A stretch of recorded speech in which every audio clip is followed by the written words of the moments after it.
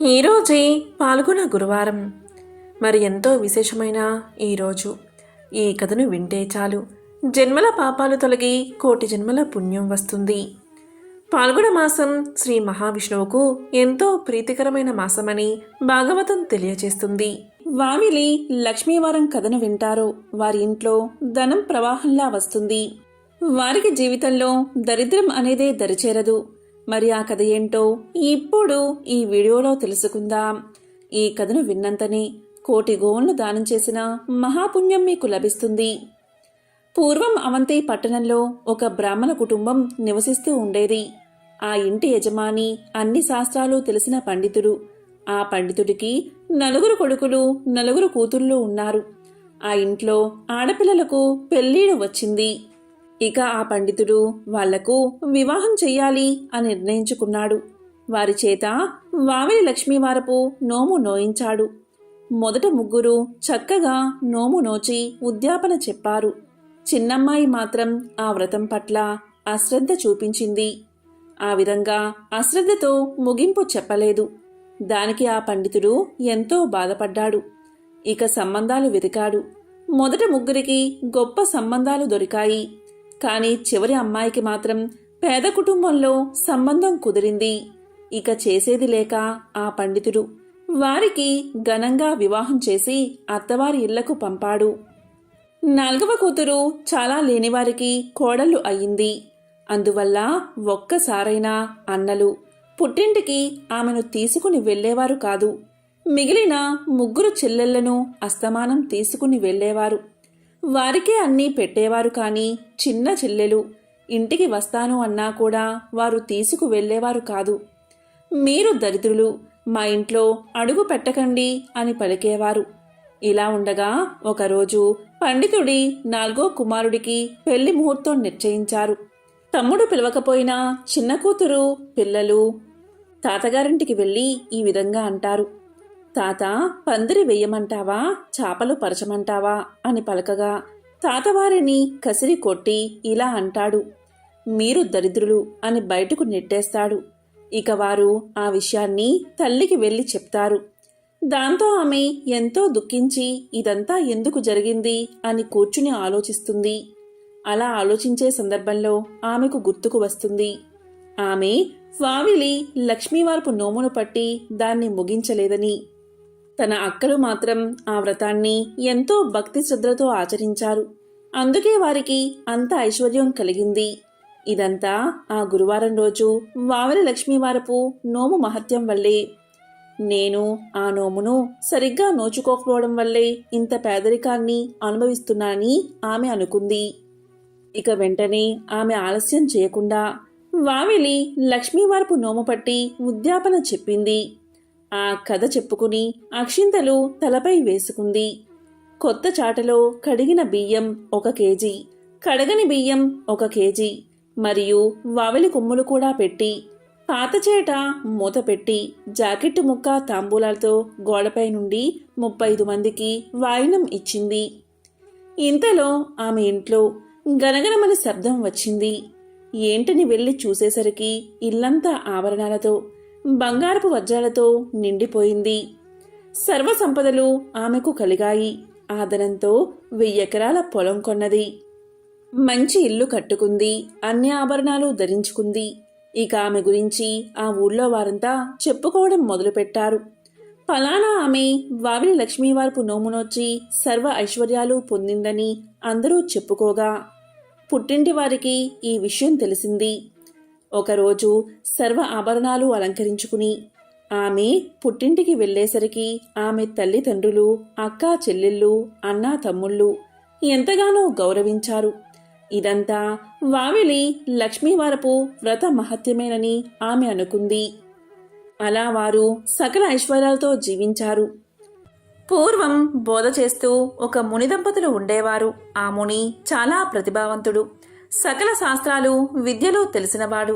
ఆ ముని భార్య సాక్షాత్తు అన్నపూర్ణ. ఆమె శిష్యులను తన కన్న బిడ్డల్లాగా చూసుకునేది. ఆకలితో ఎవరు వచ్చినా లేదనకుండా వారి ఆకలి తీర్చేది. అలా ఒకనాడు ఆ ముని దంపతుల వద్దకు వసంతుడు అనే అనాథ వచ్చి శిష్యుడిగా చేరాడు. అతను బాగా చురుకైనవాడు, తెలివైనవాడు కావడంతో అతనికి గురువుగారు నేర్పించే విద్యలన్నీ కూడా ఇట్టే అబ్బేవి. వసంతుడు కొన్నాళ్లకే తన గురువుకు తెలిసిన విద్యలన్నీ పూర్తిగా నేర్చుకున్నాడు. ఇక అతనికి నేర్పడానికి తన వద్ద ఉన్న జ్ఞానం సరిపోకపోవడంతో తనకు గురువులైన వారి వద్దకు పంపించి మరీ విద్యాభ్యాసం చేయించాడు ఆ గురువర్యుడు. అయితే కొన్నాళ్లకే అతనికి నేర్పడానికి తమ వద్ద ఉన్న విద్యలన్నీ కూడా పూర్తయ్యాయని ఆ పెద్ద గురువులైన వాళ్ళు కూడా తెలియచేశారు. ఇదిలా ఉండగా నిండు చూలాలైన గురుపత్ని ప్రసవించే సమయం రావడంతో వసంతుడు ఆశ్రమంలో అన్ని పనులు తానే చూసుకుంటూ తల్లితో సమానురాలైన గురుపత్నిని కాలు కింద పెట్టకుండా చూసుకుంటున్నాడు. ఆమెకు పురిటి నొప్పులు ప్రారంభం అయ్యాయి. ఆశ్రమం లోపల ప్రసవం జరుగుతూ ఉండగా వసంతుడు గుమ్మం బయటకు వచ్చి కూర్చున్నాడు. కాసేపట్లో లోపల నుంచి చంటి బిడ్డల ఏడుపులు వినబడ్డాయి. గురుపత్ని కవల పిల్లలకు జన్మను ఇచ్చింది. ఒక మగపిల్లవాడు, ఒక ఆడపిల్ల. ఇంతలో దివి నుండి భువికి దిగి వచ్చిన ఒక దివ్య పురుషుడు వడివడిగా ఆశ్రమం లోపలికి వెళ్తూ గుమ్మం ముందు కూర్చున్న వసంతుడికి కనిపించాడు. మామూలు మనుషులకైతే అతను కనిపించి ఉండేవాడు కాదు. కానీ వసంతుడు దైవ రహస్యాలు కూడా నేర్చుకున్నాడు కాబట్టి ఆ వచ్చిన అతను ఎవరో ఇట్టే కనిపెట్టేశాడు. వచ్చినవాడు సాక్షాత్తు బ్రహ్మదేవుడు. అతడు బ్రహ్మ అప్పుడే పుట్టిన పిల్లలకు నుదుటి రాత రాయడానికి వచ్చాడు అని అర్థం చేసుకున్న వసంతుడు ఓపిగ్గా బయట కాలు చాచుకుని కూర్చున్నాడు. వసంతుడు బ్రహ్మ బయటకు రాగానే ఆయనకు ప్రణామం చేసి, స్వామి, మా గురువుగారి పిల్లల నుదుట ఏమి రాశారో దయచేసి సెలవు ఇవ్వండి అని వినమ్రపూరితంగా అడిగాడు. బ్రహ్మ తన్ని చూడగలిగిన ఆ పిల్లవాడు సామాన్యుడు కాదు అని తెలుసుకుని వసంతుడు అడిగిన విధానానికి ముచ్చటపడి ఇతరులకు చెప్పకూడని రహస్యాన్ని అతనికి చెప్పడానికి నిర్ణయించుకున్నాడు. అప్పుడు ఇలా అన్నాడు, నాయనా, ఈ అబ్బాయి బీదవాడిగా మారిపోతాడు. ఇతని జీవితకాలమంతా ఇతని వద్ద ఒక్క మూట బియ్యము, ఒక ఆవు, ఒక పూరిపాక తప్ప ఇక ఏమీ ఉండవు.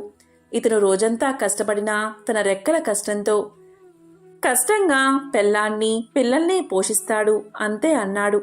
ఇక ఈ అమ్మాయి మాత్రం వేశ్య అవుతుంది. పూల కోసం రోజుకో పురుషుడితో సంభోగించి వారకాంత అవుతుంది అని చెప్పి అక్కడి నుంచి వెళ్ళిపోయాడు. బ్రహ్మదేవుడు చెప్పిన మాటలు విని వసంతుడు నిశ్చేష్టుడు అయ్యాడు. సాక్షాత్తు దైవ స్వరూపుడైనటువంటి తన గురు దంపతులకు పుట్టిన పిల్లలకు ఇలాంటి రాత రాశాడు. ఏమిటి విధాత అని విచారంగా ఆలోచనలో మునిగిపోయాడు. వెంటనే తన గురువు గారిని బ్రహ్మరాత మార్చగలమా అని అడిగాడు. దానికి ఆయన, అది సాధ్యం కాదు నాయనా, అది ఎవరికీ సాధ్యం కాదు అని సమాధానం చెప్పాడు. పిల్లలు పెద్దవాళ్లు అయ్యే కొద్దీ వాళ్ల రాత నిజమవడం వసంతుడికి కనిపించసాగింది.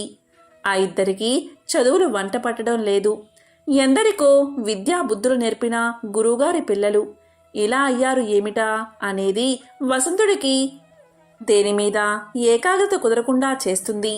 దానికి తోడు ఆ పిల్లలిద్దరూ వసంతుడి వెంటపడి అన్నయ్య అన్నయ్య అని తిరుగుతూ ఉంటే అతనికి దుఃఖం మరింత ఎక్కువ కాసాగింది. ఒకరోజు గురువుగారితో చెప్పి ఆయన అనుమతి పొంది దేశం చుట్టి రావడానికి బయలుదేరి వెళ్లాడు వసంతుడు. ఎందరో పండితుల్ని కలిశాడు. వారందరినీ వసంతుడు ప్రశ్నించాడు. బ్రహ్మరాసిన రాతను మార్చగలమా అని అందరినీ అడిగాడు.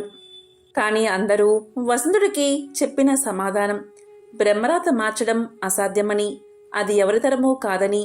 అలా అతను అక్కడా ఇక్కడా తిరుగుతూ తన అన్వేషణ కొనసాగిస్తూ 20 సంవత్సరాలకు పైగా గడిపేశాడు. అప్పటికే గురువుగారి పిల్లలకు 25 ఏళ్లు వచ్చేశాయి. వసంతుడికి వాళ్ళు ఎలా ఉన్నారో చూడాలి అనిపించింది.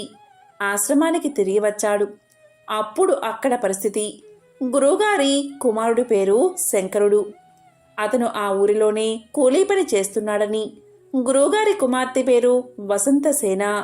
ఆమె దగ్గరలోనే ఒక పట్టణంలో వ్యభిచార వృత్తిలో ఉన్నదని తెలుసుకున్నాడు. తనకు పుట్టిన పిల్లల దుస్థితి చూసి దిగులుతో మంచం పట్టి గురుపత్నులు మరణించారని కూడా తెలుసుకున్నాడు. అప్పుడు వసంతుడు బాగా ఆలోచించాడు.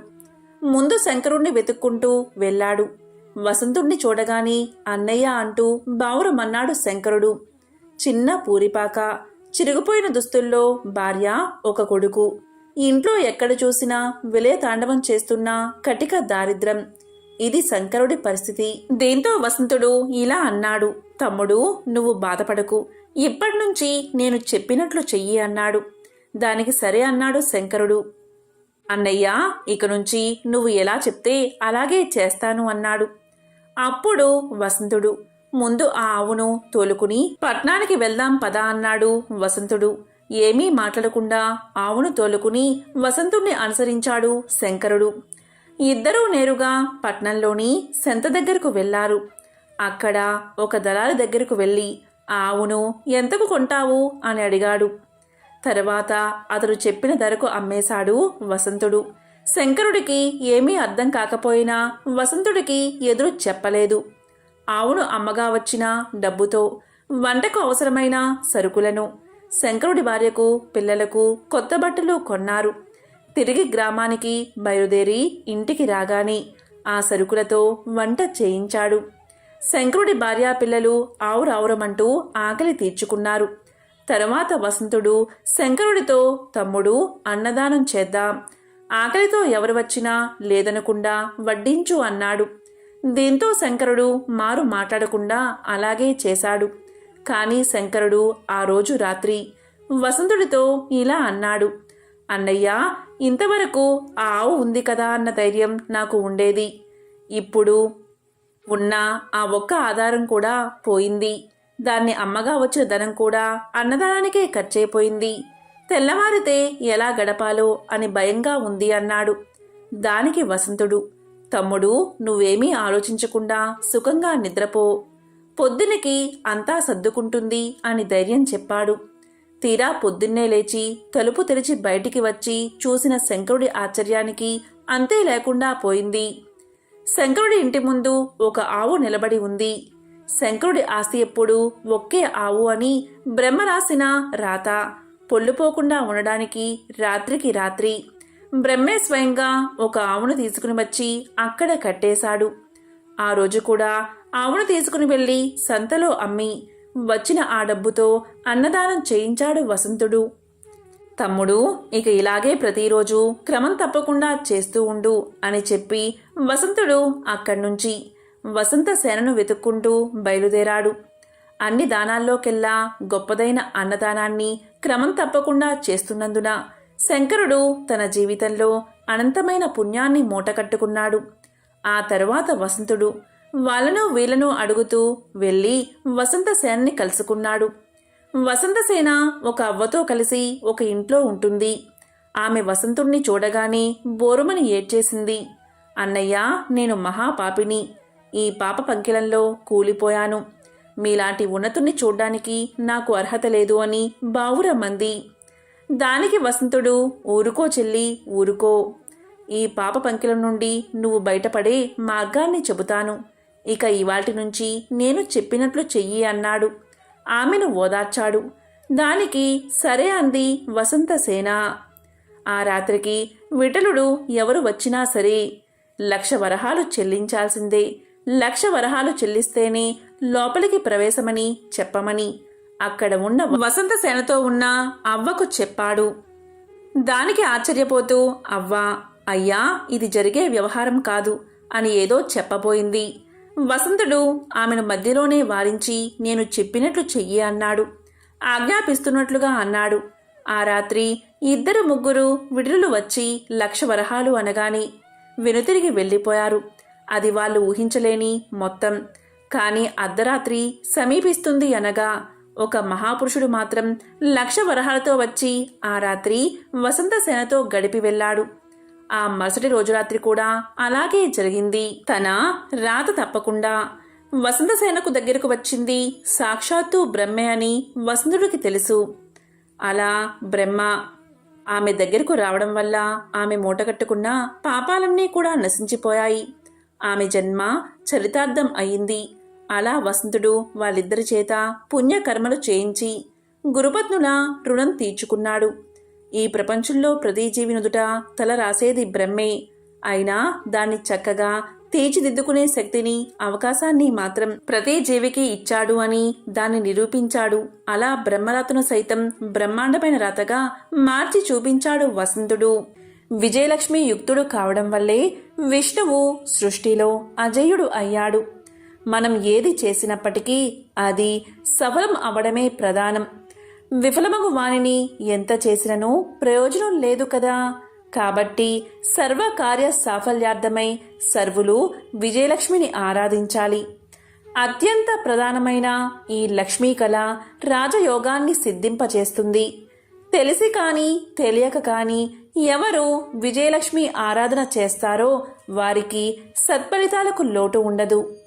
ఉదాహరణగా సుదర్శనుడు అనే కథను వినిపిస్తాను, శ్రద్ధగా వినండి. సుదర్శనుని కథ. పూర్వం ఒకప్పుడు మనోరమ అనే ఆమె విధివశాన భర్తను సంపదను కోల్పోయి ఒక్కగానొక్క కుమారుడైన సుదర్శనితో సహా అడవులకు పారిపోయింది. గంగా తీరమందలి అడవులకు చేరుకోగా అక్కడ నిషాదులు కొందరు ఆమె దగ్గరున్న స్వల్ప ధనాన్ని, అలంకరించుకున్న విలువైన ఆభరణాలను సమస్తాన్ని అపహరించుకుపోయారు. కట్టుబట్టలతో మిగిలిన ఆ తల్లి పసికందుతో సహా చెరువులోని భరద్వాజుడి ఆశ్రమానికి చేరి ఆ ఋషిని శరణు కోరింది. మనోరమ కథను విని భరద్వాజుడు ఎంతో బాధపడ్డాడు. అప్పుడు భరద్వాజ మహర్షి ఇలా పలికాడు, తల్లి, నీ కుమారుడు ఎదిగేంతవరకు ఓర్చుకో. నా ఆశ్రమం అందే ఉండు. వాని శ్రేయస్సుకుగాను ఏదైనా యోచన చేద్దాము అని పలికాడు. ఆమె అక్కడే ఉండిపోయింది. ఈ సంగతి తెలిసిన శత్రువర్గం వారు ఆమెను సుదర్శుణ్ణి చంపడానికై ఆశ్రమం మీదకి దాడి చేశారు. విధివశాన ఆ తల్లి కొడుకులు ఎక్కడో దాక్కున్నారు కనుక బతికిపోయారు. ఆ సమయానికి ఎక్కడికో వెళ్ళిన భరద్వాజుడు మళ్లీ వచ్చి జరిగింది తెలుసుకుని కోపగించాడు. కాని వారిని శపించి తన తపశ్శక్తిని వృధా చేసుకోవాలి అనుకోలేదు భరద్వాజుడు. అందుచేత సుదర్శుణ్ణి చేరబిలిచి ఇలా పలికాడు, నాయనా, నీ అభివృద్ధికై నేను చెప్పినట్లు నువ్వు చెయ్యి. ఇక నుండి నిత్యం దేవిని ఆరాధించు. మహామాయ మహాలక్ష్మి అయిన ఆమె షష్టమ కలనే విజయలక్ష్మి అని పిలుస్తారు. ఆమె అనుగ్రహం లేనిదే ఎవ్వరికీ జయం కలగదు. కాబట్టి నీవు విజయలక్ష్మి పూజలు చెయ్యి. ఆమెయే నిన్ను కాపాడుతుంది అని బోధించాడు భరద్వాజుడు. దానికి ఆ బాలుడు అంగీకరించాడు. భరద్వాజుడు మంత్రోపదేశం చేశాడు. ఆనాటి నుంచి సుదర్శనుడు ఆ మంత్రాన్ని నిత్యము జపించసాగాడు. విజయలక్ష్మిని ఆరాధించసాగాడు. ఆ తల్లి ప్రభావం వల్ల అటుపై వారికి ఎలాంటి ఆపద కలగలేదు. సుదర్శనుడు యుక్త వయస్కుడు అయ్యాడు. అప్పటికే భరద్వాజుడు సుదర్శనుడికి అనేక శాస్త్రాలను, ధనుర్విద్యలను నేర్పాడు. ఇది ఇలా ఉండగా శృంగబేరాన్ని ఏలే నిషాదరాజు ఆ సుదర్శనుడికి స్నేహితుడు అయ్యాడు. నిషాదరాజు సుదర్శనుడికి రథాన్ని బహుకరించాడు. మంచి ధనస్సును, బాణాలను ఇచ్చాడు. అతడు ఆ ధనుర్బాణాలు ధరించి రథంపై వచ్చినప్పుడు గొప్ప యువరాజు వలె ఉండేవాడు. కానీ కట్టుకోవడానికి నార చీరలు, కడుపు నింపుకోవడానికి కంద మూలాలే తప్ప సుదర్శనుడికి ఏ ఆస్తి లేదు కదా. ఇలా ఉండగా కాశీరాజు కుమార్తె శశికళ. ఆమెకు స్వయంవరమని తెలిసింది సుదర్శనుడికి. ఆ శశికళ కూడా విజయలక్ష్మి భక్తురాలు. తనకు ఎటువంటి భర్త లభిస్తాడా అనే ఆలోచనతో శశికళ అమ్మవారిని ఆరాధించి పడుకొనగా ఆ రాత్రి ఆమెకు స్వప్నంలో విజయలక్ష్మి కనిపించింది. ఇతడే నీకు అర్హుడు అని చెప్పింది. అతడే దేశపు రాజకుమారుడో, అతని పేరేమిటో ఏమీ తెలియవు శశికళకు. భరద్వాజ ఆశ్రమణకు చేరి ఒకానొక బ్రాహ్మణుడు శశికళ స్వయంవర వృత్తాంతాన్ని తెలిపాడు. నిషాదరాజు ప్రోత్సాహంతో సుదర్శనుడు ఆ స్వయంవరానికి వెళ్ళాలి అనుకున్నాడు. సుదర్శనుడు వెంటనే ఋషి నుండి, తల్లి నుండి ఆశీస్సులు తీసుకుని తన రథంపై ఎక్కి కాశీకి బయలుదేరాడు. అక్కడ శశికళ స్వప్నంలో అమ్మవారు చూపించిన సుదర్శనుడి రూపాన్ని చిత్రం గీసి దానిని తండ్రికి ఇచ్చింది. ఇందులో గలవాడే నా వరుడు. అలాంటివాడు వస్తే నన్ను కన్యాదానం చెయ్యండి, నేనింకా స్వయంవరానికి రాలేను అని తెలియచేసింది. కాని అప్పటికే రాజులు అనేకులు వచ్చి ఉన్నారు. కాశీరాజు సుబాహుడు చిత్రపటాన్ని చారులకు చూపి ఇలాంటివాడెవడైనా ఉన్నాడేమో చూసి రమ్మన్నాడు. నిషాదరాజుతో కలిసి వచ్చిన సుదర్శుణ్ణి చూసి వారు ఆ వార్త రాజుకు చెప్పారు. రాజు శశికళ సుదర్శునుల కళ్యాణానికి సిద్ధపరిచాడు. ఇది విని స్వయంవరానికి వచ్చిన సింధు, కరూస, మద్ర, మాహిష్మతి, చోళ, పాంచాల, కర్ణాట, కామరూప, విదర్భ, కోసలాది దేశాల రాజులందరూ కోపగించారు. అందరూ రాజులను కూడా అది తమకు అవమానంగా భావించారు. అందరి సైన్యాలు కలిసిపోయాయి. 4 అక్షోహిణుల సైన్యంతో వాళ్ళు కాశీరాజుపై యుద్ధాన్ని ప్రకటించారు. సుబాహుడు ఈ సంగతి సుదర్శనుడికి చెప్పాడు. సుదర్శనుడు వెంటనే విజయలక్ష్మిని ధ్యానించాడు. స్వల్ప సైన్యంతో మిత్రుడైన నిషాదరాజు తోడుకాగా తన రథాన్ని అధిరోహించి శత్రు సేనలపై కలబడ్డాడు సుదర్శనుడు. 1-2 అక్షోహిణుల సైన్యమది. యుద్ధం చేస్తూనే విజయలక్ష్మిని స్మరిస్తున్నాడు సుదర్శనుడు.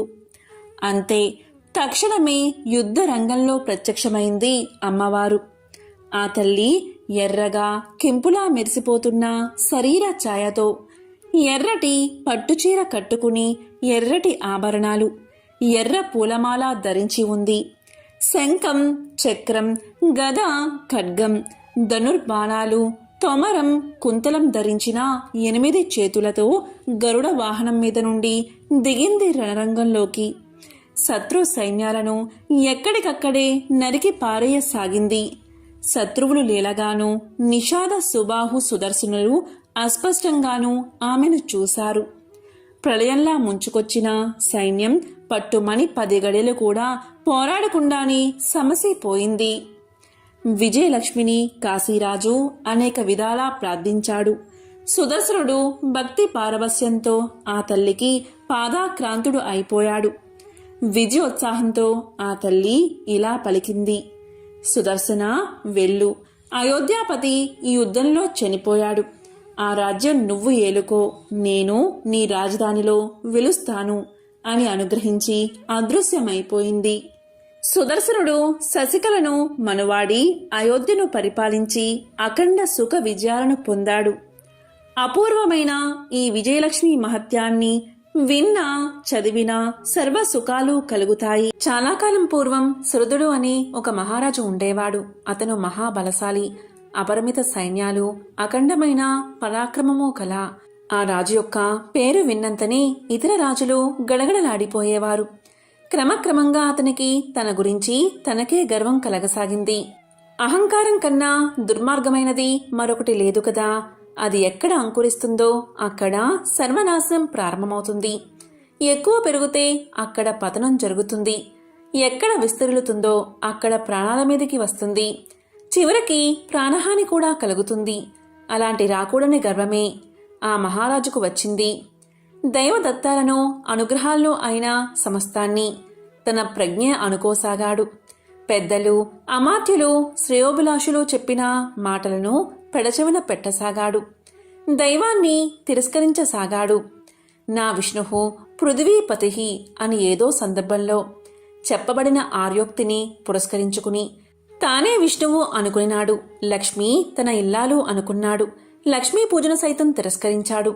తన పట్ల తిరస్కారం చూపిన వాడిని లక్ష్మి ఏనాడూ క్షమించదు. అతనికి తన ప్రభావాన్ని చూపే తీరుతుంది. అదేవిధంగా ఈ శ్రోతనుకు కూడా బుద్ధి చెప్పదలిచింది లక్ష్మీదేవి. జీవానికి మూలమైన ధైర్యలక్ష్మి అతని పట్ల రోసిల్లింది. ఆ కారణంగా సురదని పేరు చెప్పగానే భయపడిపోయే రాజులు అతనిపై యుద్ధాన్ని ప్రకటించారు. ఎవరో ఒకానొక అతి చిన్న సంస్థానాధిపతి పరిసర రాజులను పోగు చేసి యుద్ధాన్ని నడిపిస్తున్నాడు. ధైర్యలక్ష్మి వక్రించను.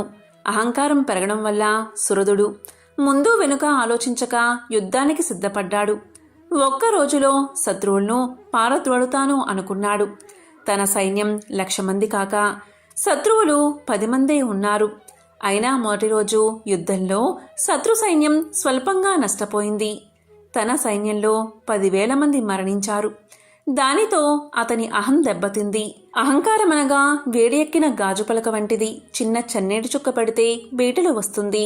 ఇప్పుడు అదే జరిగింది. అహం దెబ్బతినడంతో ధైర్యాన్ని ఆశ్రయించబోయాడు. కానీ ధైర్యలక్ష్మి కరుణ తప్పింది కదా. అందువల్ల ఆ యుద్ధంలో ధైర్యం కోల్పోసాగినాడు. ధైర్యలక్ష్మికి భక్తుడైన ధీమంతుడు అనే చిన్న సంస్థానాధిపతి మిత్ర రాజ్యాల స్వల్పబలంతో సురధునిపై గెలుపు సాధించాడు.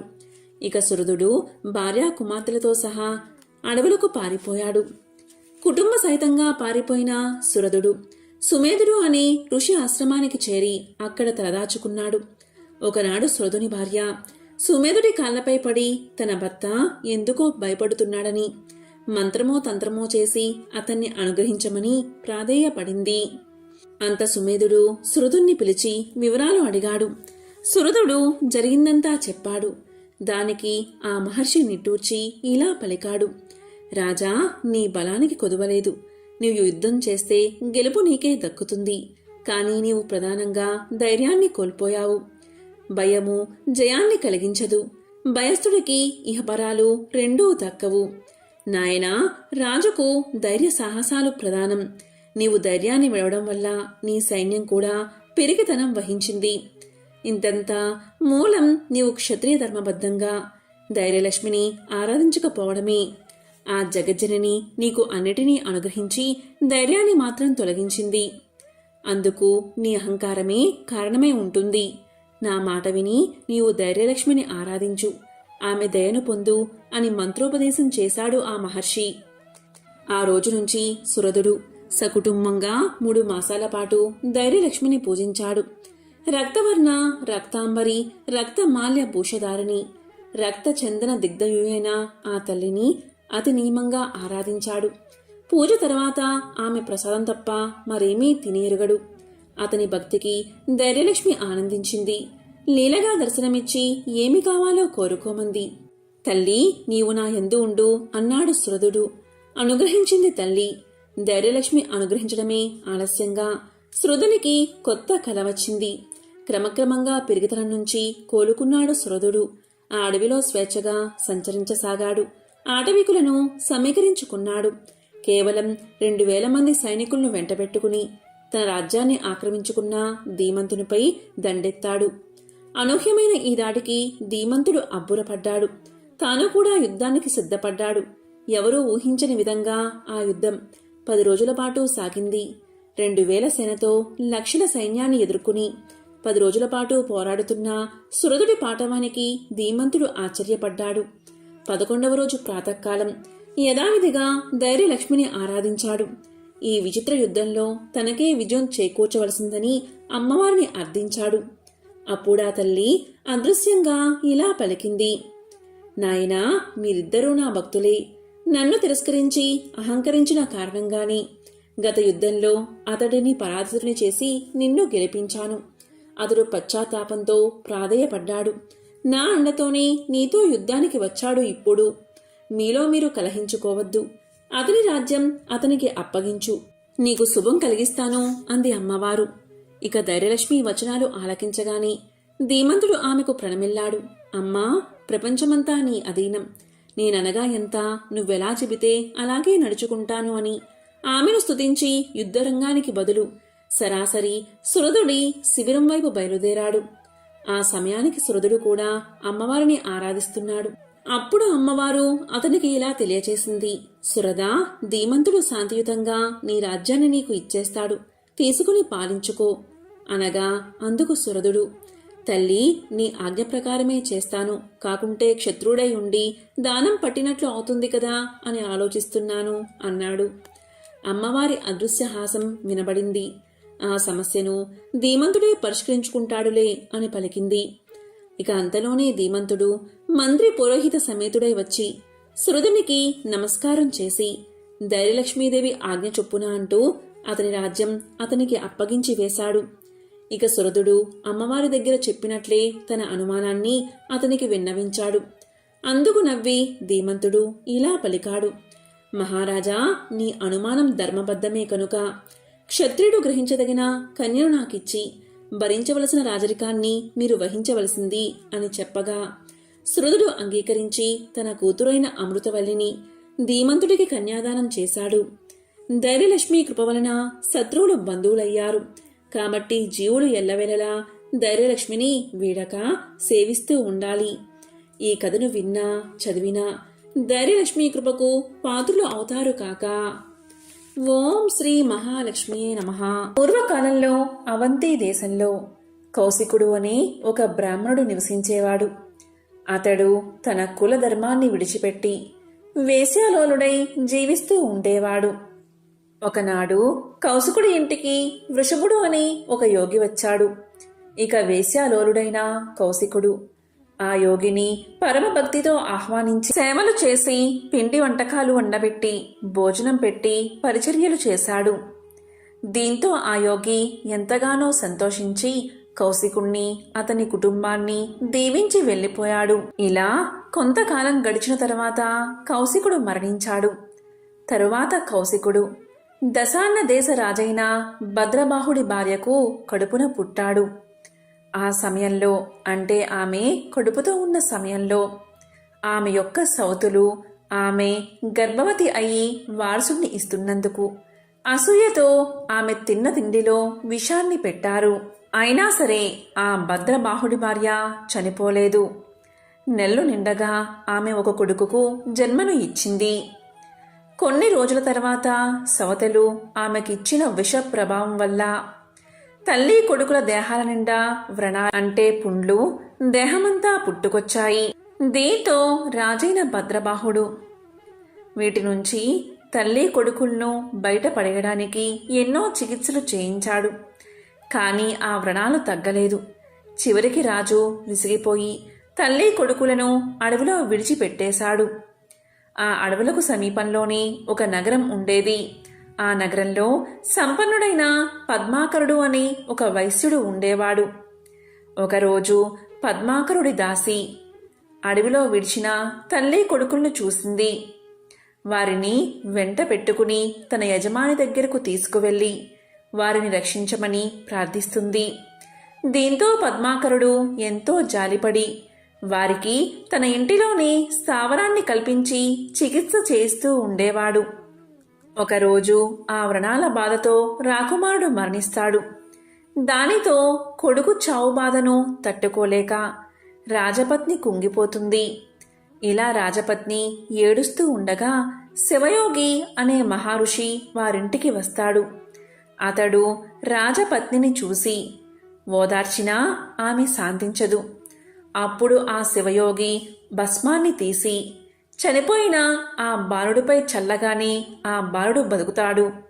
తరువాత ఆ భస్మం అంటిన చేతితో ఆ మాతాపుత్రుల శరీరాలను ఆ శివయోగి తాకుతాడు.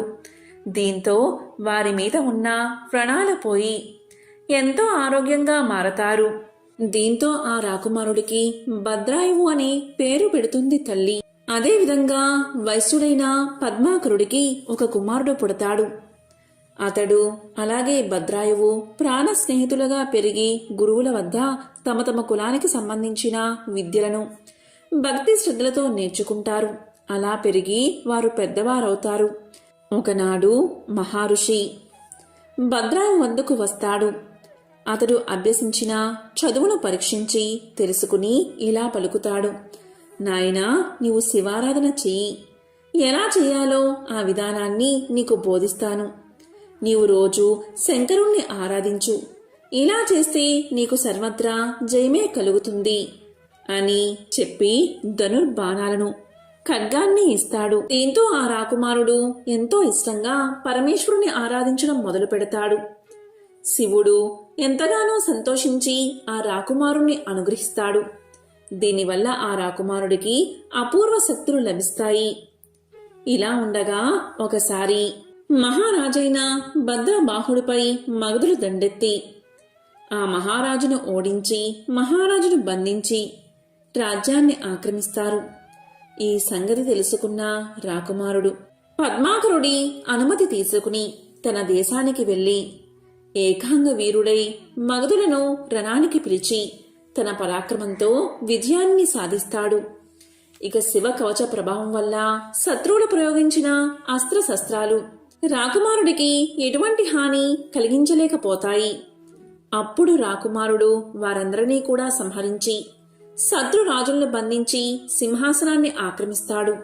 వెంటనే చెరసాలలో ఉన్న తన తండ్రిని సవతి తల్లులను విడిపించి ఆ సింహాసనం మీద తన తండ్రిని కూర్చోబెడతాడు. అప్పుడు భద్రబాహుడు ఆనందంతో, నాయనా, నీవెవరో నాకు తెలియదు, కానీ నువ్వు నాకు చేసిన ఈ మహా ఉపకారానికి నేను, నా రాజ్యంలో ఉండే ప్రజలందరూ కూడా ఎంతగానో రుణపడి ఉంటాము అని చెప్తూ ఉండగా శివయోగి అక్కడికి వస్తాడు. అప్పుడు శివయోగి ఇలా పలుకుతాడు, రాజా, ఇతనెవరో నీవు గుర్తుపట్టలేదనుకుంటా. ఇతను మరెవరో కాదు, సాక్షాత్తు స్వయానా నీ పుత్రుడే. నీ భార్య, పుత్రుడు రోగగ్రస్తులు అయ్యారని పూర్వం నీవు అడవిలో విడిచావు కదా, మర్చిపోయావా? ఆ పుత్రుడే ఇతను. నీ భార్య ఉత్తముడైన పద్మాకరుడి రక్షణలో ఉంది అని చెప్పగా దాంతో మహారాజు తన కొడుకుని ఆనందంతో కౌగలించుకుంటాడు. తన భార్యను కూడా పిలిపించి వారితో సుఖంగా తన జీవితాన్ని గడపసాగుతాడు. ఇలా ఉండగా ఒకసారి చంద్రాగదుడు అనే రాజు ఈ రాకుమారుడి యొక్క గుణగణాల గురించి వింటాడు. అప్పుడు అక్కడికి శివయోగి రాగా శివయోగి చంద్రాగదుడితో ఇలా పలుకుతాడు, మహారాజా, ఆలోచించకు. నీ కుమార్తె కీర్తిమాలినికి యోగ్యుడైన వరుడు అతడే, కాబట్టి అతనికిచ్చి వివాహం చెయ్యి అని చెప్తాడు. ఇంతకీ కీర్తిమాలిని ఎవరు అంటే పూర్వజన్మలో కౌశికుడితో ఉండే గడిపిన వేశ్య. కాని ఆమె శివయోగిని సేవించిన పుణ్యం వల్ల ఆ వేశ్య ఇప్పుడు చంద్రాగదుడి కుమార్తెగా పుట్టింది. శివయోగి ద్వారా విషయం తెలుసుకున్న చంద్రాగదుడు రాకుమారుడికి తన కుమార్తెనిచ్చి వివాహం జరిపిస్తాడు. ఇలా ఉండగా ఒకనాడు రాకుమారుడు అతని భార్య కీర్తిమాలినితో కలిసి అరణ్యంలో విహరించడానికి వెళ్తాడు. అక్కడ ఒక బ్రాహ్మణ దంపతులను ఒక పెద్ద పులి తరుముకుంటూ వస్తుంది. ఆ బ్రాహ్మణ దంపతులు భయంతో అటూ ఇటూ పరుగులు పెడుతూ ఉంటారు. అప్పుడు భయంతో కీర్తిమాలిని పొదల చాటున దాక్కుంటుంది. ఇక బ్రాహ్మణ దంపతులను కాపాడడానికి రాకుమారుడు పరిగెత్తుకుంటూ వెళ్ళి ఆ పులిని బాణాలతో సంహరించడానికి ప్రయత్నిస్తాడు. అయినా ఆ పులి చలించదు. ఇక రాకుమారుడు వివిధ అస్త్రాలను ఉపయోగించి దాన్ని చంపడానికి ఎంతగానో ప్రయత్నిస్తాడు. కానీ ఆ అస్త్రాలేవి పులికి హాని కలిగించవు. అప్పుడు అక్కడ ఉన్న బ్రాహ్మణ స్త్రీని ఆ పులి చంపి తినేస్తుంది. దాంతో బ్రాహ్మణుడు ఏడుస్తూ ఇలా అంటాడు, రాజా, నువ్వు నీ ప్రజలను కాపాడలేకపోయావు. ఇక నీ రాచరికం ఎందుకు? ఇప్పుడు నీ ముందే నా భార్య పులినోట మరణించింది. నాకిప్పుడు యాగాగ్ని హోత్రాదులు సాగడం ఎలా? అందుచేత నీ భార్యను నాకు ఇచ్చి నువ్వు ఇక్కడి నుంచి వెళ్ళిపో అంటాడు ఆ బ్రాహ్మణుడు. దీంతో రాజు ఆశ్చర్యపడి ఇలా పలుకుతాడు, ఓ బ్రాహ్మణుడా, నీకు ఎన్నో ధర్మాలు తెలుసు, వాటిని నువ్వు ఆచరిస్తావు. అయినా కూడా పరుల భార్యను కోరవచ్చా అని అడుగుతాడు. అప్పుడు బ్రాహ్మణుడు ఇతని మాటలేవీ పట్టించుకోకుండా ఏడుస్తూనే ఉంటాడు. అప్పుడు రాజు తన మనసులో దుఃఖంతో ఉన్న బ్రాహ్మణుడికి ప్రాణాలిచ్చైనా సరే అతన్ని శాంతింపచెయ్యాలి అనుకుంటాడు. ఇతడు నా భార్యను అడుగుతున్నాడు కాబట్టి ఇచ్చి అతని దుఃఖాన్ని పోగొట్టాలి అని నిశ్చయించుకుంటాడు. అప్పుడు ఆ యువరాజు బ్రాహ్మణుడితో ఇలా అంటాడు, ఇదిగో బ్రాహ్మణుడా, నువ్వు కోరినట్లే నా భార్యను నీకు దానంగా ఇస్తున్నాను, తీసుకో అని తన సతీమణిని అతనికి ఇచ్చేస్తాడు. వెంటనే ఆ బ్రాహ్మణుడు గజ చర్మంతో, సర్పాభరణాలతో, చంద్రరేఖతో, జటాజూటాలతో పరమశివుడిగా ప్రత్యక్షమై, ఓ రాజా, నీ భూతదయ పరీక్షించడానికే నేనీ బ్రాహ్మణుడి రూపంలో వచ్చాను. పులి చంపిన ఆ బ్రాహ్మణ స్త్రీ వేరెవరో కాదు, శ్రీ పార్వతీదేవి. ఇక పులి నా మాయ వల్ల ఏర్పడినది. ఈ త్యాగబుద్ధికి నేను ఎంతగానో సంతోషిస్తున్నాను. కావలసిన వరం కోరుకో అని పలుకుతాడు మహాశివుడు. అప్పుడు అతను శివదేవుడికి సాష్టాంగ దండ ప్రణామాలు చేసి భక్తితో స్తుతించి, ఓ పరమేశ్వరా, నీ దర్శనం కలగడంతో నేను ధన్యుణ్ణి అయ్యాను. నన్ను, నా భార్యను, నా తల్లిదండ్రులను, నన్ను పెంచిన పద్మాకరుడి దంపతులను కూడా నీ గణాల్లో చేర్చుకుని సర్వదా నీ సాన్నిధ్య భాగ్యాన్ని ప్రసాదించు అని వేడుకుంటాడు. ఇక కీర్తిమాలని జరిగిందంతా చూసి ఆమె కూడా శివుడికి నమస్కారం చేసి, ఓ దేవదేవా, నా తల్లిదండ్రులను కూడా నీ సాన్నిధ్యానికి చేర్చు అని కోరుతుంది. ఇక పరమశివుడు వారికి ఆ వరాలు ఇచ్చి అక్కడి నుంచి అదృశ్యమవుతాడు. ఇదే స్కాంద పురాణంలోని ఎంతో విశేషమైన కథ. ఈ కథను విన్నవారికి జన్మల పాపాలు తొలగిపోతాయి, కోటి జన్మల మహాపుణ్యం కలుగుతుంది.